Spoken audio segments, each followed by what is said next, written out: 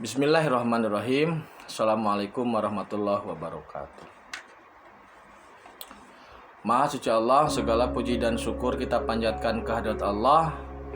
Semoga kita selalu dalam berkah lindungan dan ridho Allah Subhanahu wa taala. Subhanallah walhamdulillah astagfirullah Allahu akbar. Kembali saya dari tim Raja Nusantara, masih ditemani pepatah ya, editor musik. Terima kasih. Kali ini akan mengangkat terkait dengan manusia versus jin, tanah versus api, dan akan mengangkat juga sabdo palon budeg. Sabdo palon budeg. Jadi begini saudara,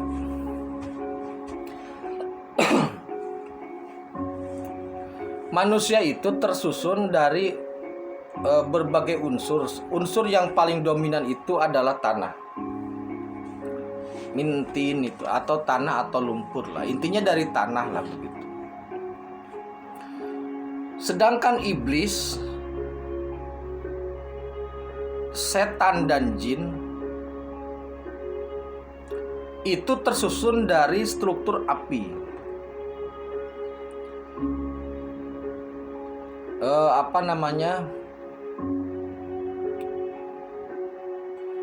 Jan, Jun, Jin. Jan itu inti api, Jun lidah api, Jin kukusan api atau ujungnya api.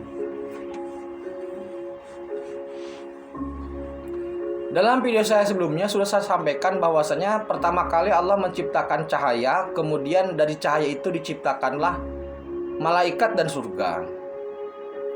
Kemudian Allah menciptakan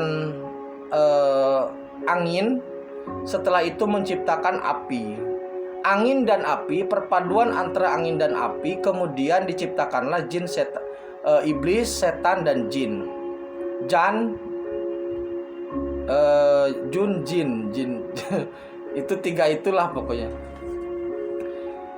Jadi unsur api ini bisa hidup kalau ada udara. Makanya iblis, setan ataupun jin, Jan, Jun, Jin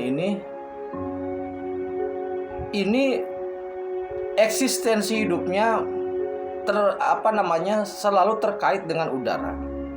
Logikanya seperti apa? Seperti halnya api kalau ditutup oleh gelas, pamannya lilin ditutup gelas, itu pasti mati.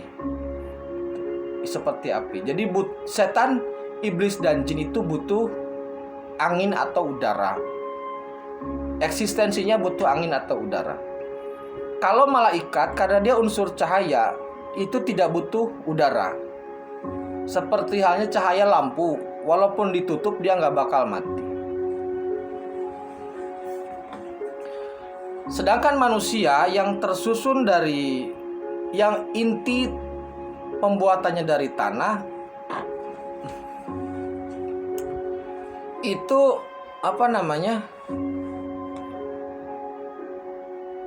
kemudian ditambah dengan kesempurnaan yang lain ya, termasuk kesempurnaan dari nafsu itu. Nah, jadi kalau seandainya ada pertemuan atau ada pertemuan lah antara manusia dengan jin, pertemuan antara manusia dengan setan ataupun dengan iblis, itu seperti halnya pertemuan antara tanah dan api. Kalau bertemu tanah dan api, itu tanah pasti kalah. Jadinya seperti keramik gosong. Tidak ada rumus tanah menang melawan api, itu tidak ada. Baik itu melawan inti api, melawan lidah api, ataupun melawan kukusan api. Jadi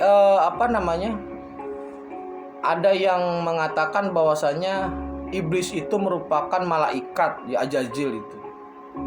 Iblis itu dari awal memang iblis gitu. Dari inti api, bukan malaikat dia. Iblis itu memang kepatuhannya bejat, kepatuhan dalam kebejatannya sempurna gitu. Dia bukan malaikat, sejak awal bukan malaikat. Nah, seandainya ada manusia yang mengkolaborasi dengan jin, itu pasti rugi, pasti kalah. Kenapa pasti rugi, pasti kalah? Kalau kolaborasi dengan jin, bermitra dengan jin, itu nanti unsur api melahap unsur tanah, pasti kalah. Kalahnya bisa double, bisa kalah fisik, bisa kalah amal. Orang yang berkolaborasi dengan jin, melakukan kemitraan dengan jin, itu nanti amalnya, pahalanya, pahala kebaikannya habis dipakai, diambil, dirampok oleh jin. Jadi pahala yang dikerjakan selama ini atau kebaikan yang kemudian diberikan hitung-hitungan kebaikan atau pahala, tetapi kemudian kemitraan itu dengan jin, maka jin itu akan mengambil pahala itu sebagai imbalan dari backingan atau dorongan atau bantuan yang dia berikan. Tuh. Ini banyak tidak disadari. Karena apa? Karena jin itu ketika memberikan bantuan itu selalu, bukan selalu, itu bisa dari berbagai aspek. Jadi ketika ada seseorang yang berdoa, itu jin langsung naik. Ya Allah, ini orang berdoa, apakah boleh saya bantu? Allah mengatakan, ya kalau dia mau boleh aja. Jadi ketika kita berdoa, ketika kita wirid ayat ataupun apapun di wirid, mantra, jampe dan sebagainya, itu yang mendorong untuk mewujudkan itu, seandainya hati kita belok, maka yang mewujudkan itu adalah jin. Kita menolong orang untuk menyembuhkan orang. Seandainya hati kita melenceng sedikit 1 derajat saja, maka yang menyembuhkan itu dibantu oleh jin. Pada akhirnya nanti ketika kita hitung-hitungan pahala di akhirat, kebaikan yang kita kumpulkan itu dipakai untuk membayar jin. Ini yang banyak orang tidak menyadari hal ini. Seolah-olah ketika membaca ayat Quran untuk menyembuhkan, ketika membaca ayat Quran, membaca sholat untuk bertarung dengan dukun, itu seolah-olah tidak ada kemitraan dengan jin. Padahal kemitraan itu bisa disadari ataupun tanpa disadari. Jadi harus hati-hati di situ. Jin Islam baik, tidak ada jin yang baik. Kami pastikan tidak ada jin yang baik. Curang ada. Kalau jin Islam, dia nyuruh sholat, nyuruh ibadah, nyuruh kebaikan, tetapi ujung-ujungnya merampok pahala. Kalau jin kafir sudah jelas, mainnya main kasar. Nah, karena jin itu unsurnya api, manusia tanah, jadi manusia yang rugi. Pasti ruginya kalau bermitra dengan jin. Makanya kalau saudaraku ada yang mendatangi, mengklaim sebagai tokoh ini, syekh itu, syekh ini, berpeci dan sebagainya, kemungkinan besar jin itu pinter. Kalau saudaraku umpamanya melakukan sebuah wirid, kemudian bisa membangun kesaktian, bertarung dengan yang lain atau dengan orang-orang yang dianggap salah, bertarung sampai jungkel-jungkelan, itu yang bertarung jin dengan jin. Jadi Raja jin itu ada 2. Satu Japaron di Timur Tengah, satu Jaljalut di Jombang. Jaljalut itu adalah Goliat yang dulu perang melawan Daud. Daud kan di Solo. Nah, Raja jin itu mengatur drama itu. Jadi nanti pokoknya kamu masuk ke si ini untuk melawan si ini. Nanti kamu kalah supaya si ini, si A dapat sanjungan. Nanti kamu bisa ambil pahala dari sono. Semakin hebat orang itu, berarti yang masuk, yang membantunya semakin hebat. Jin yang membantunya semakin jin hebat gitu. Kalau level jinnya sudah semakin tinggi, maka amalan yang diambil semakin banyak dan dibagikan kepada anak buah jin itu. Kayak kepala preman jadinya. Nah, sama halnya dengan Nayo Genggong itu, Sabdo Palo Nayo Genggong itu. Kemitraan dengan Sabdo Palo Nayo Genggong itu kan dia siluman ya. Jadi siluman dan jin itu sepaket. Maksudnya sepaket itu karena makhluk fisik yang masuk ke dimensi jin itu jadi siluman. Seperti halnya ikan yang menelan Nabi Yunus itu sekarang dimensinya di dimensi jin. Jadi ikan siluman. Kenapa jadi ikan siluman?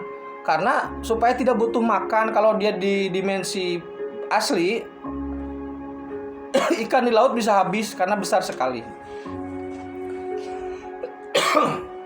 Nah, jadi makhluk fisik yang masuk ke dimensi jin, bisa ular, bisa harimau, bisa manusia, itu jadinya siluman gitu loh. Namanya siluman. Punya fisik, makanya bisa ngambil duit kayak tuyul. Tetapi kecepatan dan kemampuannya seperti jin, makanya disebut siluman gitu. Nah, kemitraan dengan siluman seperti halnya Sabdo Palo Noyo Genggong.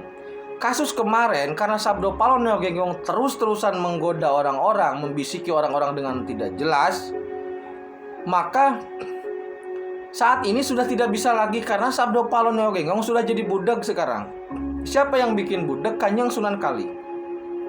Jadi untuk meredam, untuk menghentikan, untuk memutus rantai tentang eksistensi Sabdo Palo yang tidak jelas itu, yang terus-terusan membisiki orang terkait dengan kebesarannya yang ternyata tidak besar sama sekali, maka Kanjeng Sunan Kalijaga memutus rantai itu dengan cara menjadikan Sabdo Palon budak.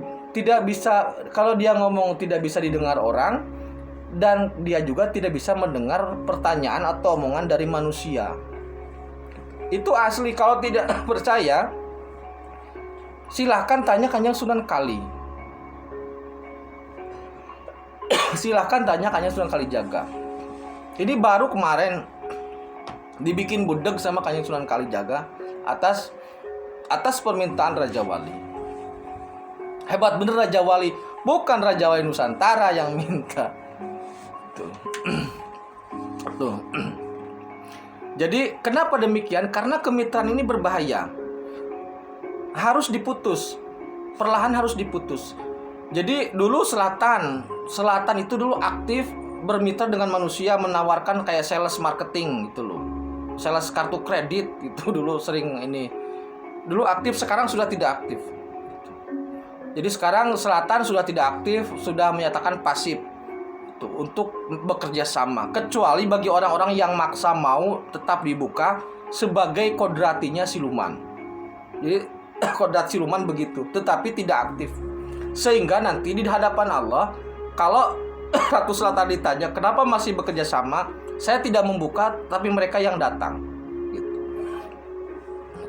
Makanya sekarang bagi makhluk-makhluk seperti itu yang masih aktif melakukan tawaran-tawaran seperti sales marketing itu pasti dihabisin, pasti dibabat. Tapi kalau mereka fasib, kemudian manusia yang aktif mencari dan mendatangi, maka sebagai kodrati silumannya mereka masih bisa untuk diminta bantuan. Cuman efek sampingnya manusia pasti kalah, rugi segala-galanya. Secara fisik orang yang bekerja sama dengan siluman itu lama-lama auranya hilang. Semakin tua semakin kusut, semakin kisut, semakin redup, semakin gelap. Dan amalnya pun hilang. Demikian terkait dengan api versus tanah. Jadi berhentilah bercanda atau bermain-main dengan jin ataupun siluman. Tidak ada untungnya, tidak ada manfaatnya. Kesaktian yang mereka berikan, tenaga dalam yang mereka berikan, kemudian kesaktian yang mereka berikan, harta yang mereka berikan, pada akhirnya ujung-ujungnya hanya merugikan. Mari kita tetap beribadah, berjuang sesuai dengan yang Allah kehendaki. Tetap beriman dan beramal soleh. Terima kasih. Akhirul kalam. Assalamualaikum warahmatullahi wabarakatuh.